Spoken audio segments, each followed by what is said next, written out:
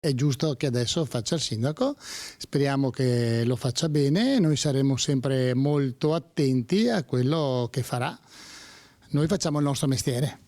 Chi parla è Mario Ragno, il dirigente della UIL veneziana contro cui si è scagliato il neoriconfermato sindaco di Venezia Luigi Brugnaro. Sindacato del comune, un sindacalista, tale Ragno, che vorrà presentarsi in trattativa, ha fatto una lettera a tutti i dipendenti comunali, ha detto votate Baretta e se proprio dovete votare un altro partito l'importante è che fate il voto disgiunto, votate, ti farò vedere la lettera. Ed eccola qui la lettera incriminata, con il sindacalista che continua orgoglioso a rivendicarne la paternità. Io non sono ipocrita, se per 5 anni ho lottato contro di lui perché non ho condiviso nulla della sua politica sul personale, non è che dopo 5 anni devo stare buono e zitto, io dirò sempre la mia. L'invettiva di Brugnaro nelle scorse ore, davanti a tutta la stampa locale e nazionale, con un'espressa invocazione. Sarebbe bello mandarla in onda in TG, sarebbe bello mandarla al TG, sarebbe bello mandarla al TG, sarebbe bello.